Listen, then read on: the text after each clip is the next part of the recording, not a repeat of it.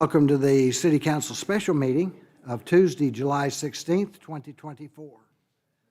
We have 4 items on the agenda. I'm going to move item 3 in front of item 1, just so that we can get that done. And item 3 would be a discussion of the payment for SROs from the Norman Public School District for 23-24 school year. Mr. Manager, where are you? Thank you, Mr. Mayor. Just in a different study session environment, it'd be easier for me to share with you from here than to sit in the middle and try to look both ways around the curve.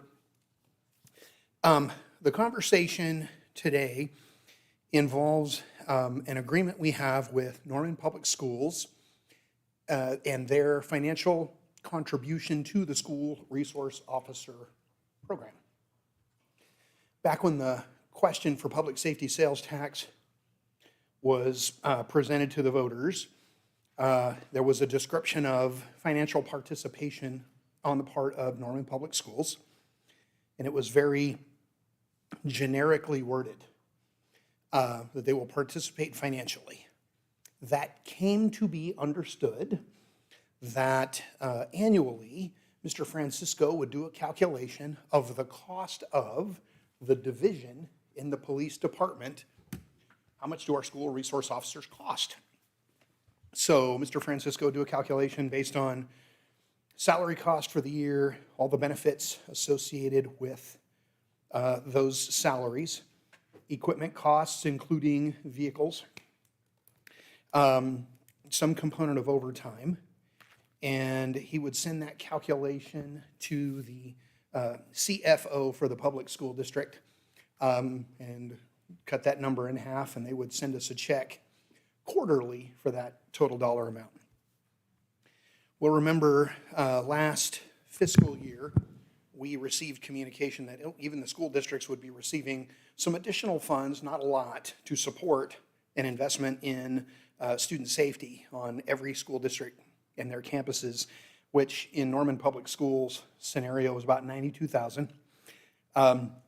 As we approach the end of the fiscal year last year, that $92,000 had not yet materialized.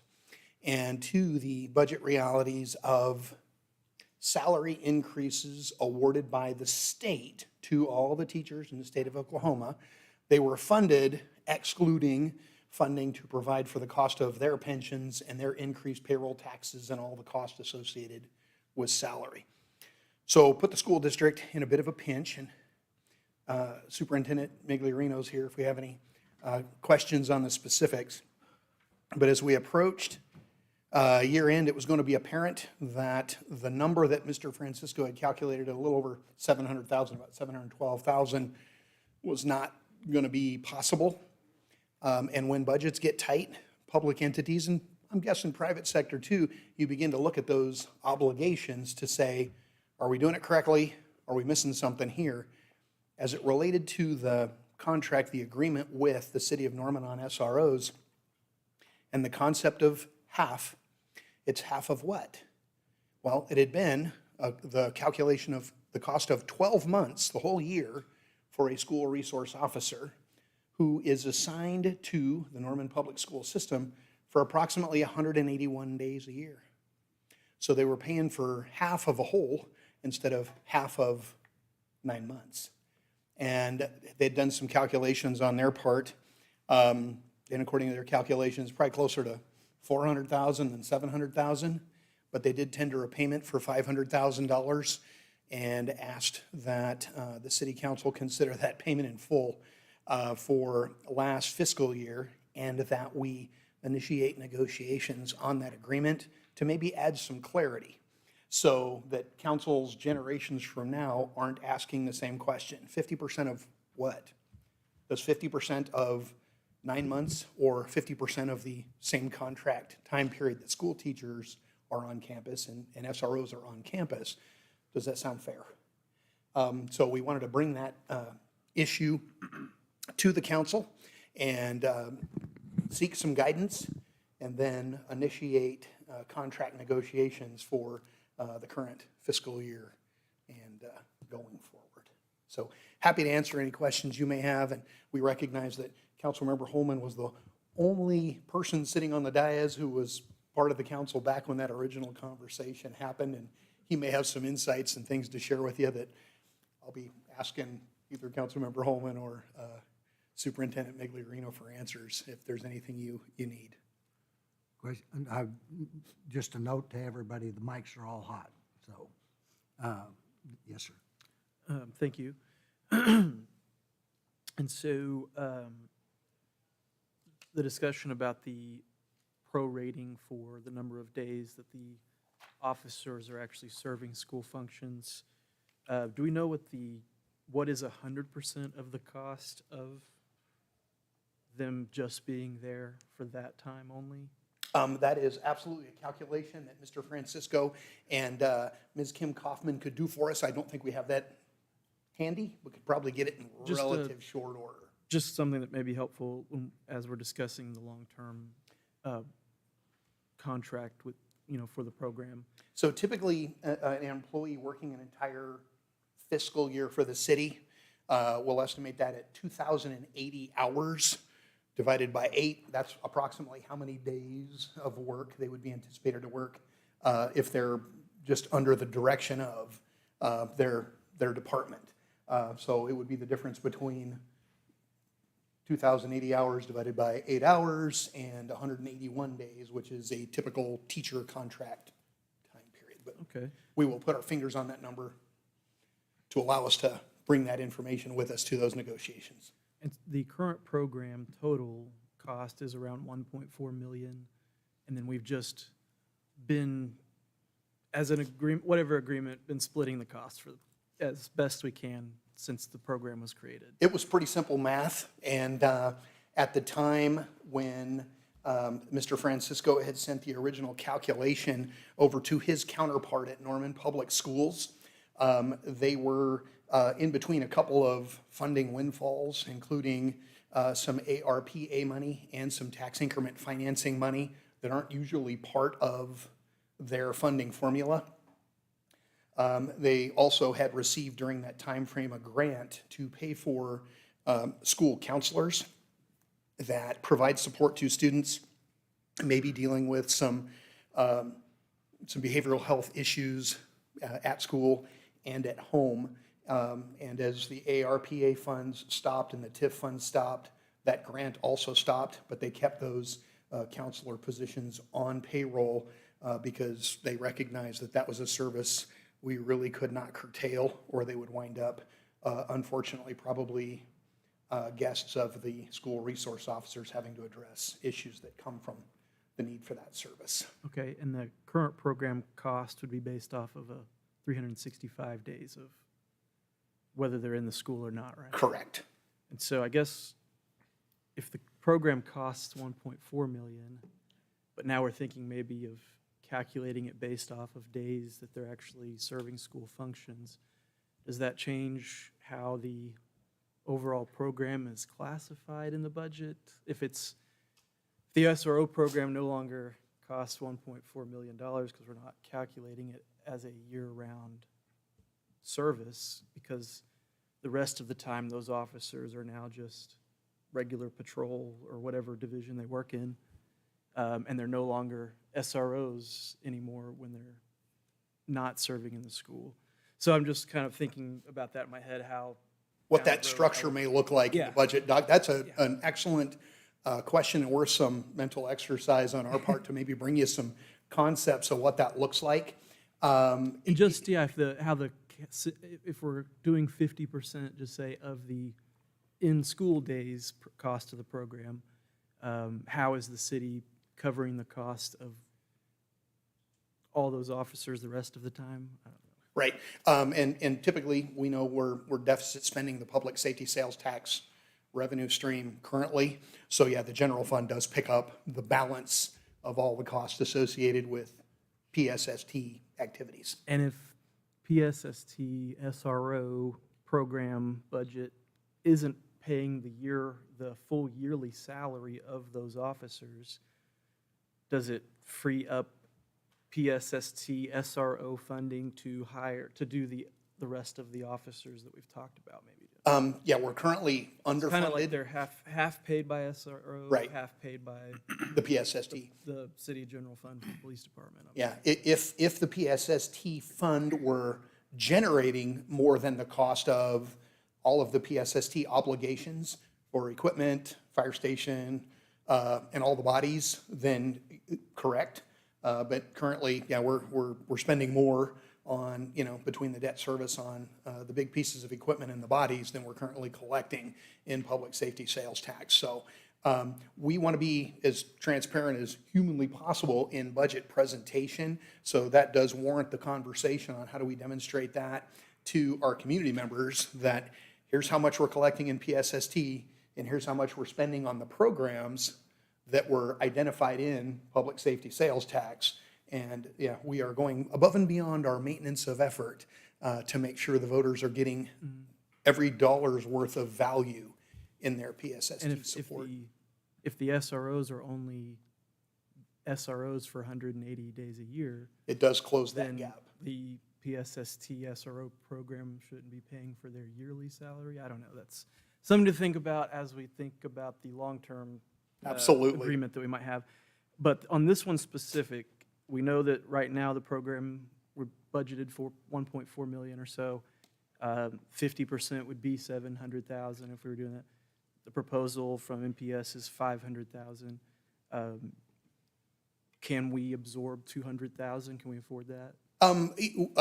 We've spent a lot of time looking at each other's balance sheets and income statements, and I know that their former CFO did meet individually with some council members just to help educate us to, here's what school balance sheets and income statements look like.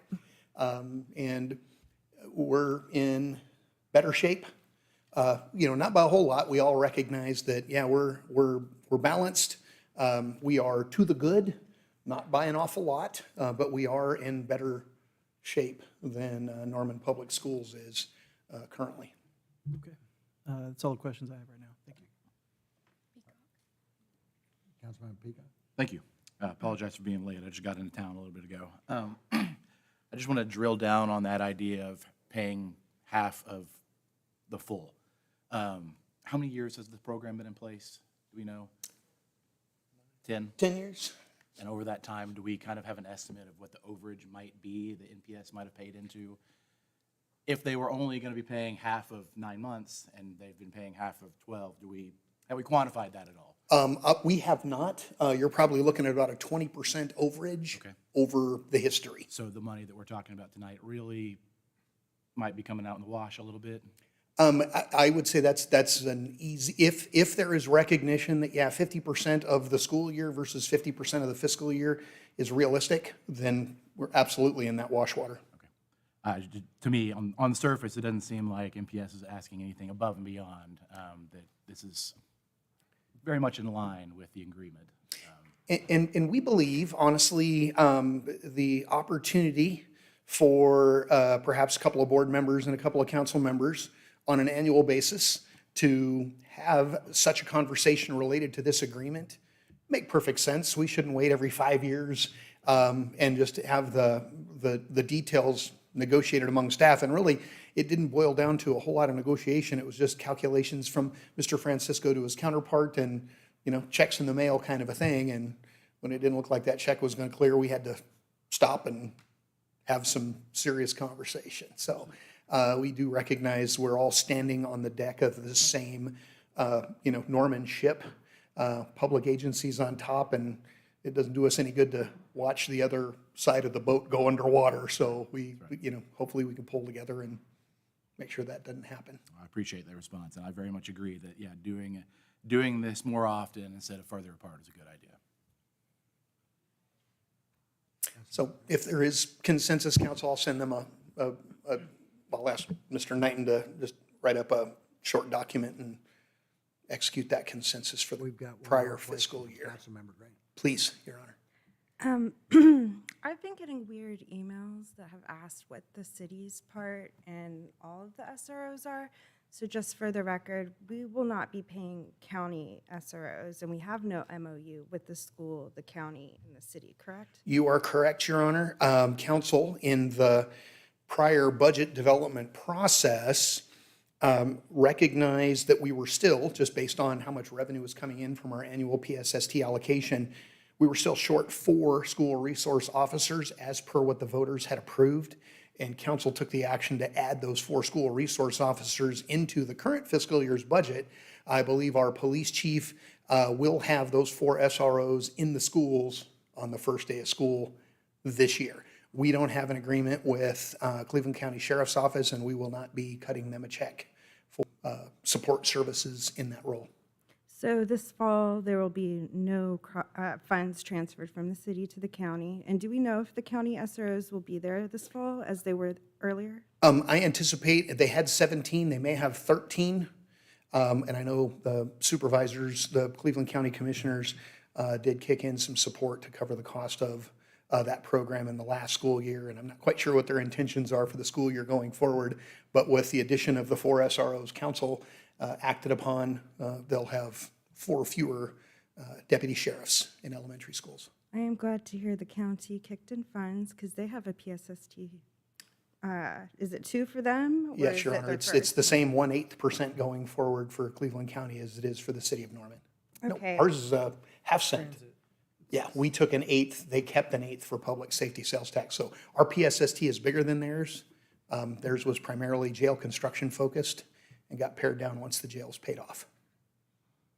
Also, a question about the PSST that occurred to me in all the discussion we've had. What was the thought process behind having a tax that wouldn't actually cover everything?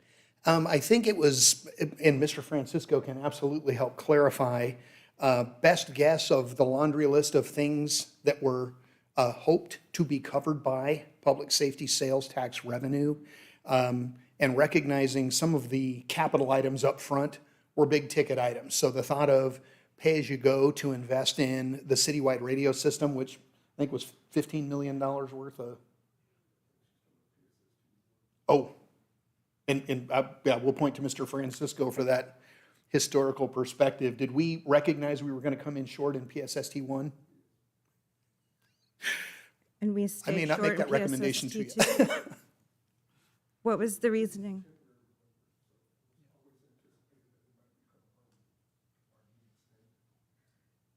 I guess I'm just curious because it seems like if it was, the balance was to be made up from the general fund, I mean, does it need to be that specific tax? Could it not just be all of that coming in as we've increased taxes for the city to hit all things? And we have seen, kind of post-COVID, we saw a one-time jump. That jump did translate to an increase in public safety sales tax, an increase in Norman Forward, and an increase in our public transportation sales tax measure. But when we look at what costs have done, just in terms of, the cost of a police patrol vehicle, or maybe more shockingly, the cost of a fire engine, this council a couple of years ago bought one for $560,000, and last year we bought an identical unit for $960,000. And that's why PSST isn't quite covering all the costs yet. It'd be nice if we got plateaus on some of those ongoing capital expenses, but we also recognize legislation to increase the cost to police pensions. That's going to add a cost to our PD budget of about $400,000 next year. In not the current fiscal year budget, but the next one we'll develop for you. It will reflect increases that our state legislature enacted upon us, and we won't have any choice but to comply. And then the next point I'd like to make is not even really a question, but I would like to talk about a PSST 3 when we get this public safety Study back this commissioned by the summer, city right? council. Is it this month that comes out? And I'll look around for the August. I would like to keep the school in the loop with what the findings are and to really think about what a PSST 3 question might look like. I'm just not seeing us keep up with the costs, but also planning for our future. Your Honor, I think things, the environment has changed, I think, even since the PSST 2 question was posed. And the school district recently did kind of a quick and dirty survey about the desire of the Norman Public Schools family, what their support was for school resource officers all the way down to through the elementary schools. And they received over 5,000 responses, which is astronomical compared to anything we've ever received in a survey. And you're in the mid-80s in terms of the positive support for school resource officers all the way down into, grades K. So that's a much stronger sentiment than may have existed when the PSST2 question was asked. But then we look at news headlines we've all seen since then, and I kind of feel the sentiment. The other thing that staff has recognized, and Dr. Migliorino and I have had this conversation, that what the school district is dealing with in terms of those behavioral health challenges continues to grow. And the district had proposed that if we can cover the cost, the whole cost of school resource officers, they would invest all of their contribution into additional counseling horsepower, more bodies, all the way down into the elementary schools to provide that early intervention in dealing with those behavioral health challenges. And I can tell you that is a skill set we don't possess. So we would much prefer, the district address those issues and leave the SRO business to us. But that would require that conversation. And I have received phone calls from other council members asking the same question. Okay, and then I am for a board's meeting up, so school board, council, admin, to talk about the MOU more regularly and have honest discussions about some of the things that get glossed over that still come across my desk about racial disparities, especially in discipline.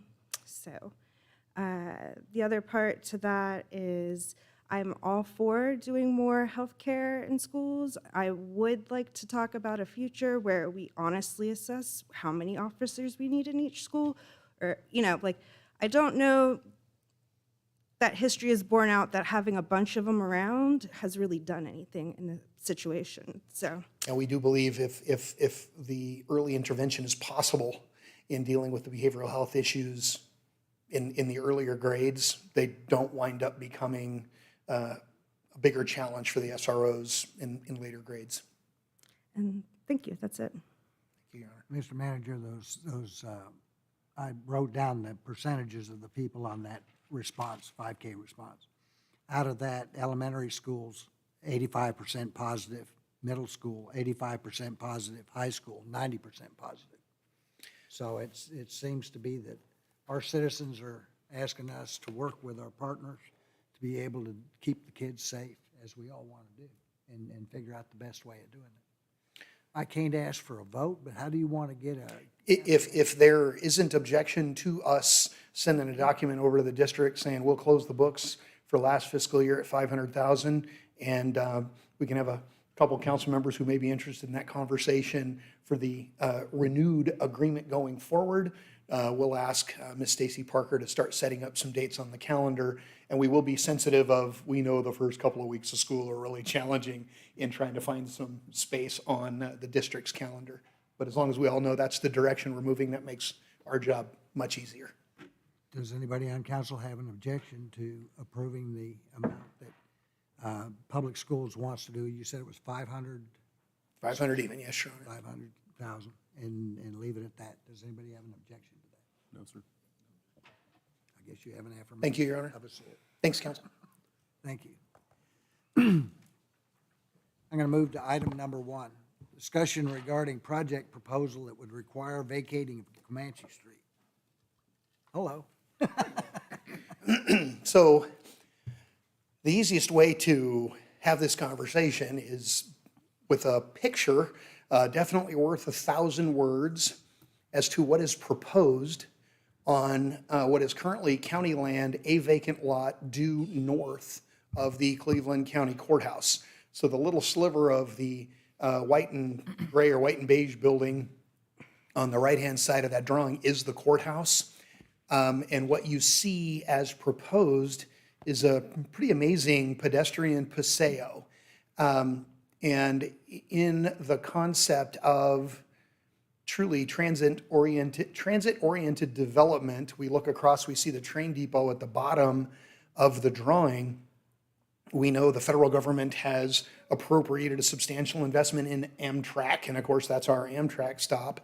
And sometime in 2025, we will be bringing to you a request to initiate the sales tax question to fund the Regional Transit Authority, the RTA, that would provide commuter rail services from the far south into Norman, all the way up to the north end of Edmond, and eventually east to Tinker Air Force Base and west out to the Will Rogers Airport. There's really some wonderful things in that concept for the city of Norman, including the development of a heavy maintenance yard at the south terminus of the route, which would be wonderful job creation and maybe even open up some industrial opportunities to get some rail service on the south side of Norman. So the developers responded to a request for proposal issued by the county commissioners. This is their concept of what they hope to build. And when you think about transit-oriented development and the location of the future potential RTA station stop and the Amtrak station stop, if you get a chance to Google Earth the Hotel Vin in Arlington, Texas, you will see a concept very similar to this. Beautiful hotel development with a parking structure right next door to the train stop. But first things first, in order for this to move forward, the request would be to abandon Comanche Street as a street and allow it to be developed as a pedestrian paseo with development criteria that it would still provide access to fire trucks and ambulances and any type of emergency response that would need to get into either the hotel or the parking structure or the courthouse for that matter. So we think through design, it's possible. We did not want to circulate the application for the abandonment without at least giving you some context of why that request might come to you. Typically, the property owners on both sides of a street requesting the abandonment would receive ownership of that land that we abandon. And this side, both sides are owned by Cleveland County. So we would abandon it and it would become property of Cleveland County and incorporated into this development. I would recommend that if council is in support of such a concept, that the request to abandon would be contingent upon the issuance of building permits for something pretty darn close to what you see before you tonight. So you wouldn't abandon it until they were ready to start construction. So I just wanted to give you that insight. If there's any questions or objections to that, let me know. It would be a pretty substantial investment in downtown Norman, which would be wonderful. So happy to answer any questions. And if I don't have it, I'll track the answers down for you. Councilmember Peacock. No question.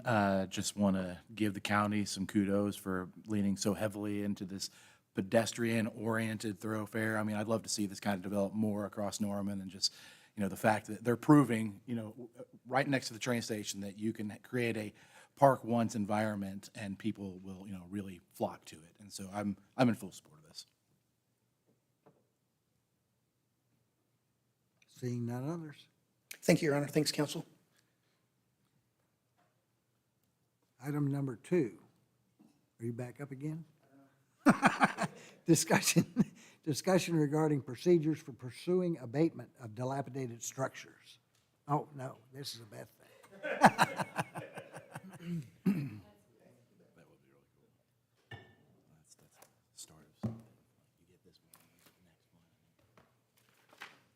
Honorable Mayor and Council, my name is Beth Muckala, and I am an Assistant City Attorney.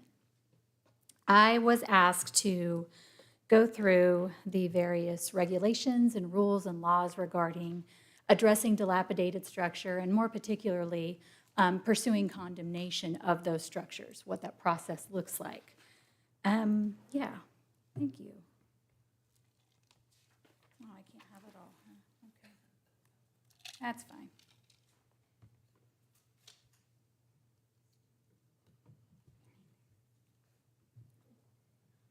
you. I need that kind of help for every meeting. That was wonderful. Okay, so here are the state statute citations as well as our code citations regarding the procedure for addressing dilapidated buildings and premises.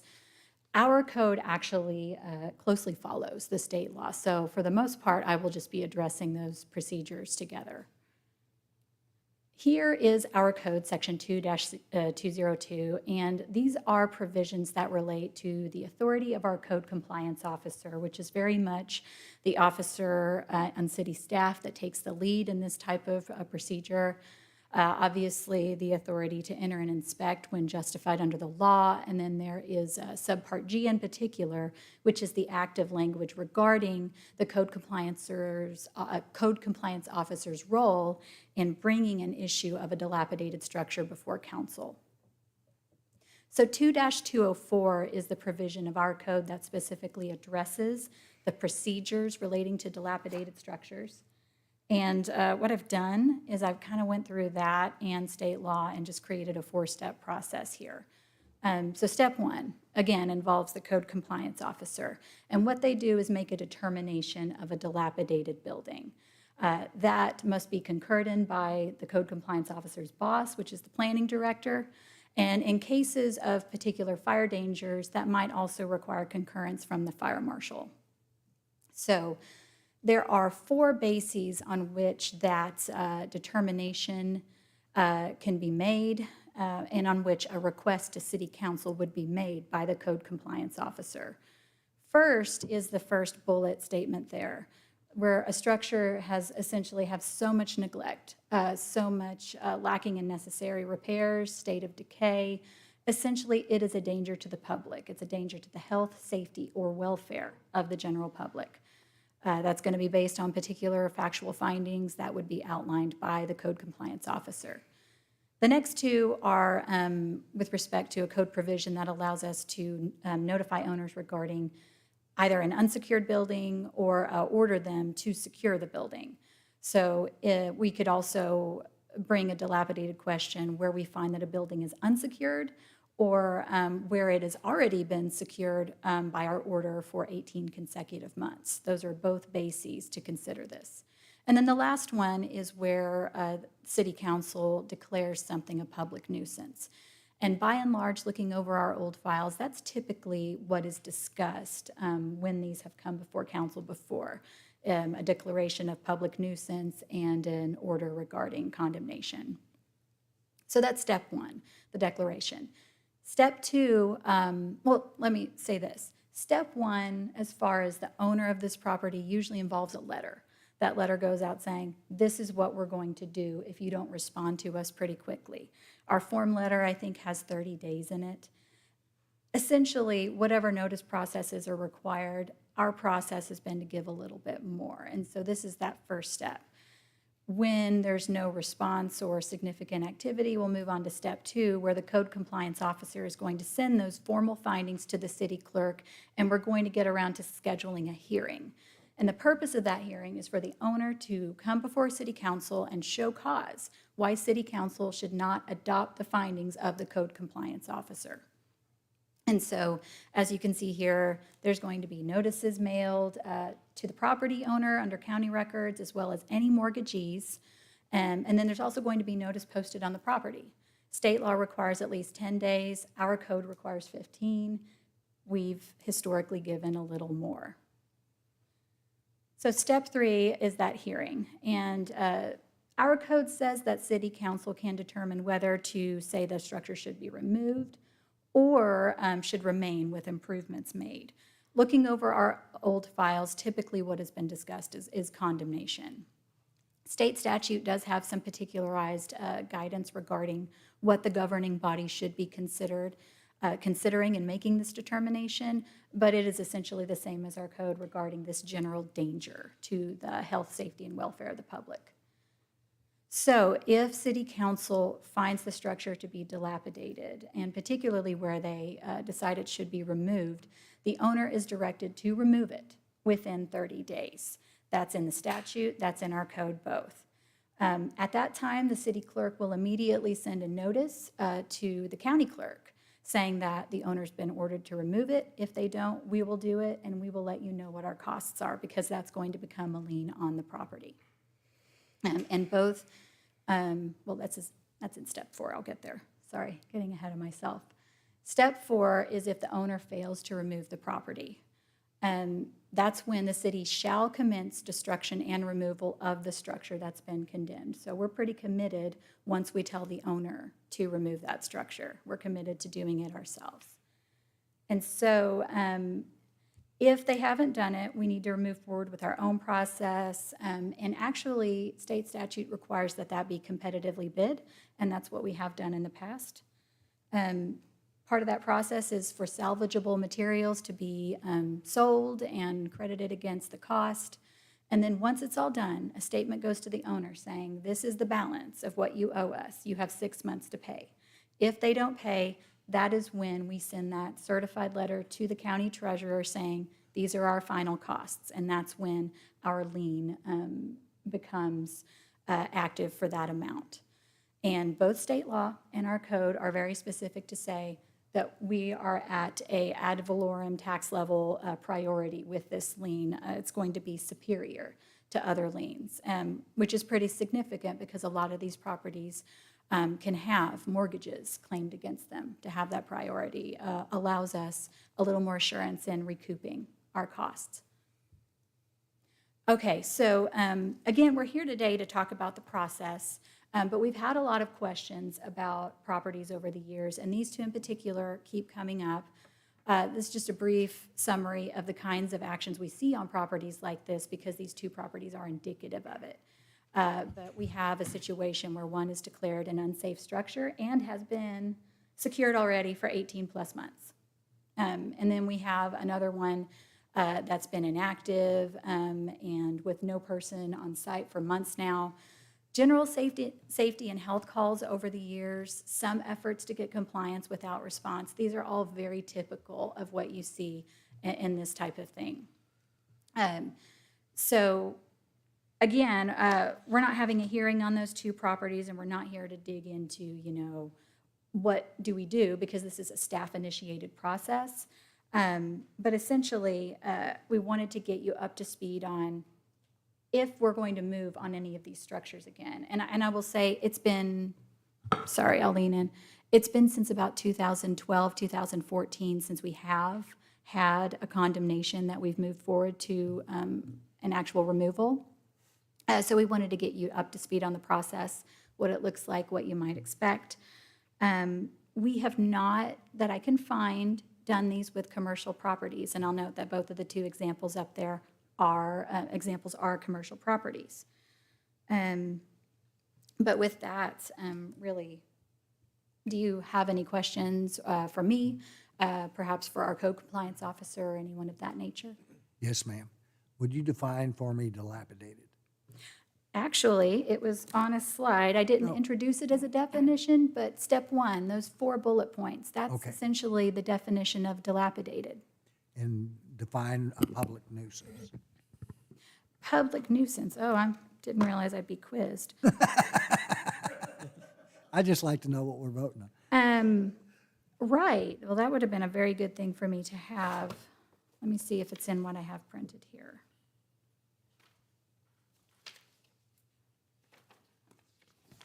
No. If you don't, we could always get it as an email later as the definitions. Sure, I could pull it just up, but to I be would be able- happy to send that out. I will say that we more recently had a public nuisance declaration with respect to activities on a property. This would be more specific to the condition of a property. And in looking over the old files, which I did for previous condemnations, typically the basis for finding the public nuisance would have been observations by the code compliance officer and/or building inspectors regarding the condition of the property and how it relates to our codes and the underlying building codes. I'd just like to not leave it, let it be arbitrary and capricious as to we decide that, but the law may not. Oh, But you're no. not going to let us do that anyway. No, we wouldn't, absolutely. No, at the time that you consider this, there will be a resolution that sets out The actual standard, the staff report always has information specific to the structure as well as the standard. And to the extent that a request for a declaration of public nuisance is made under, option 4, that will certainly be in there. But I'm happy to send an email after this meeting as well. Thank you, ma'am. Councilmember Hinkle. And pardon me if I missed this, it would appear that the two examples that we're looking at are commercial buildings in this slide presentation. Does this abatement process also apply to residential or multifamily things as well? It does, and it has in the past. Most of the examples that I found historically for Norman actually were single-family residential homes. Okay. Councilmember Holman. Thank you. There was a property at 330 East Main Street on the corner of Main and Porter next to Hall of Tattoos that was abated. I recall it, if you look at Google Street View on 2012, it's still there, but then it skips ahead to 2016 and it's gone. And my recollection is that it was 2013 or 14, but it was a building on Main Street where the brick facade was starting to collapse and crumble onto the sidewalk. And during Norman Music Festival one year, they had to put up fencing along it to keep the bricks from potentially falling onto people walking by. And then shortly after, I know the city attempted multiple times to get the owner to address the issue. It was an out-of-state owner, if I recall. It was an older person in Georgia, and they weren't very responsive. There was a tree growing out of the inside of the building because there was a hole in the roof and it was raining inside. And so that building now, it was abated and it's gone. And now there's a mural there, the red-haired woman with the panther on there. That's where that building was. And so it was torn down, and I can't recall if it got resolved without the city having to go to the full abatement part, but it was forced to be torn down.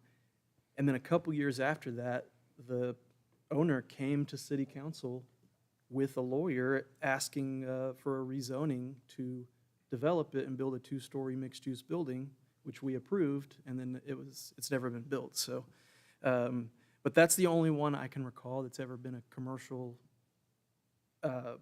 building that the city has forced an owner to tear down that I can remember in my time.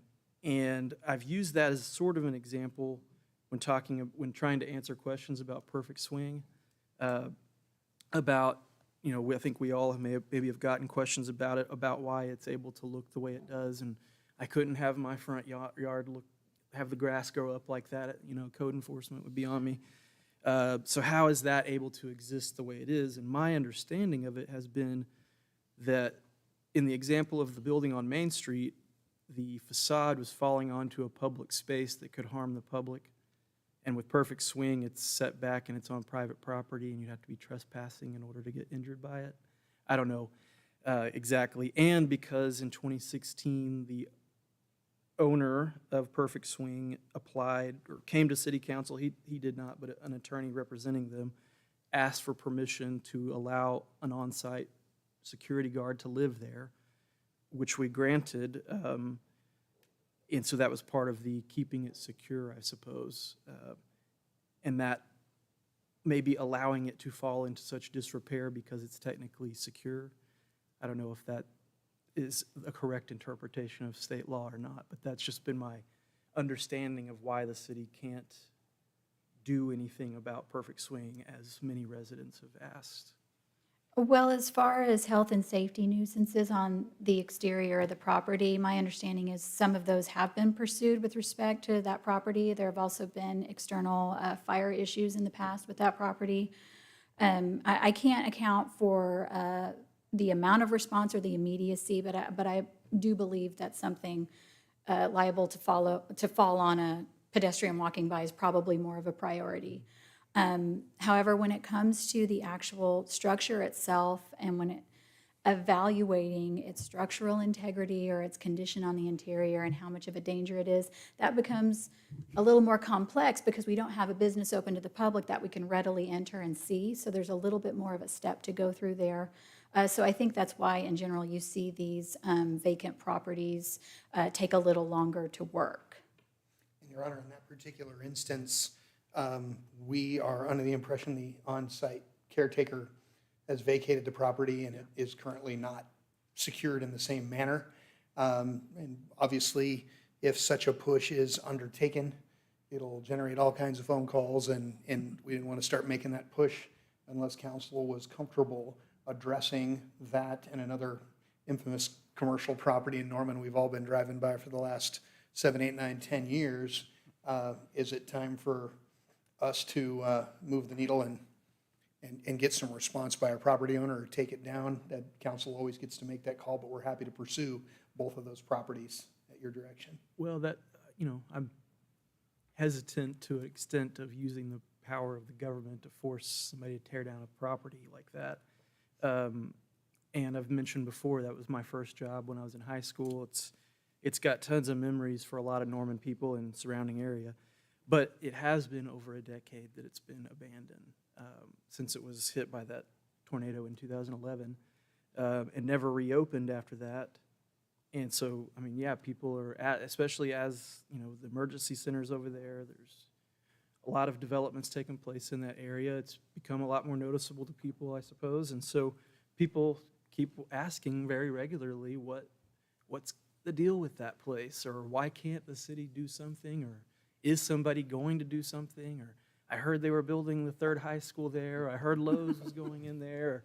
I've heard, that's all the different rumors over the years. But so, I mean, it would be great, in my opinion, if it got fixed up and reopened as an entertainment complex, because it was so popular when it was open. But I think we do need to kind of figure out a path to what's going on with this, and if it, do we want to just let this thing sit vacant for another decade, or not? So, and then the same thing with the hotel on I-35. I mean, many of us saw the permit that was pulled a few months ago, but whether that's even like a real thing or not. There's been zero activity. We've had assurances that the property would be habitable by the first week of January 2025, and I can assure you that is not possible. It would require such a massive investment in manpower, and we haven't seen anything like that in a number of years.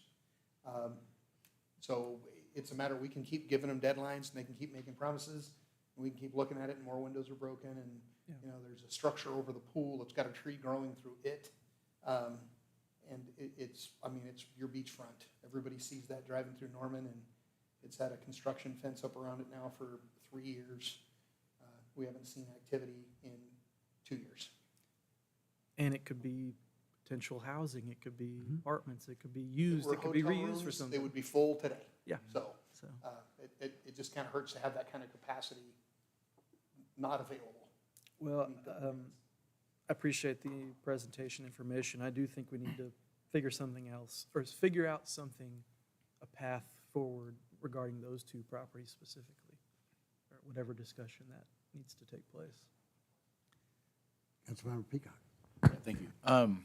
This is primarily on the interstate property. You said that had been boarded and secured for 18 months as per our direction. Did I understand that right? Yes, I believe that we have proceeded on that particular property under the building code. Okay. So we have that kind of a process in place. It was declared an unsafe structure under the building code, and it's been secured for a long time. It has a fence around it. Yes, has a construction fence. Okay. Somebody had driven a vehicle into one of the support structures, like a portico, Yeah. into the main entrance, and we had serious concern that that part of the building might come down. So our chief building official requested some engineering inspections and some certifications given that they did just enough work to make sure the structure was safe. They kept the construction fence up because we've got broken windows, and we really don't want people inside the structure. We don't have a lot of assurances that it's safe to be occupied, especially in a non-hard hat kind of environment.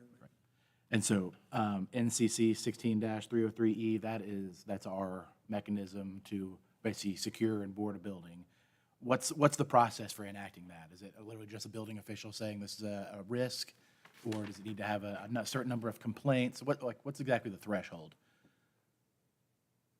And if you don't have the answer right now, I totally Well, understand. I have the section, it's our health nuisances section. And it has to do with a building being, an unsecured building is defined to mean it's not occupied by a legal or equitable owner, and into which there are one or more unsecured openings, broken windows, unlocked windows, broken doors, et Okay. cetera. So it's pretty spelled out in, okay, excellent. I just want to make sure we're covered there. Thank you. Councilmember Ball. And you touched on this just a little bit. On the public nuisance, the house that we found to be a public nuisance a few months ago, I'm assuming that that's gone on to like step 2, step 3. Does it, I mean, and we don't have to talk about this here. I'm just kind of curious, the timelines. You know, like I said, since we've already done that one, kind of see where we're at with that one. Well, I don't think I can get probably into the weeds of that first because I don't personally know, but also because it's not on the agenda. But I can tell you that that process related to the activities Right. on site. And so the public nuisance, and I hate to get into that because it does confuse things. It's a separate process. It's just that it's one of the 4 bases to initiate this process as well. And it would be a public nuisance based on the condition of the building, more opposed to the activities on the inside. Okay, perfect. And no, and I think this is a great tool to not only keep our city beautiful, but also safety, just like, you know. And we That's do it. appreciate that it requires council action. It's not an administrative thing, and, you know, staff doesn't go initiate these things and take buildings or knock things down. It's a process. It's due process. There's public notice. All stakeholders are notified if it comes to that. Councilmember Grant. Yes, this question is actually on the agenda. So if I'm looking at step 4, I'm kind of curious how we recoup our costs. I'm seeing like a lien. So does that mean, and I'm thinking primarily in terms of what I see in Ward 4, which is some abandoned properties, but that are commercial, but I'm thinking more like fires. And I know some people, that property gets turned around and sold and somebody actually comes in and fixes it, and that's great. And then there are others that sit there for a number of years. So in that line of thinking, let's say you get to step 4, now you're into lien territory. When do we see a return on the costs that we took down a building and all the other things? I can't remember the exact timeline under state procedure.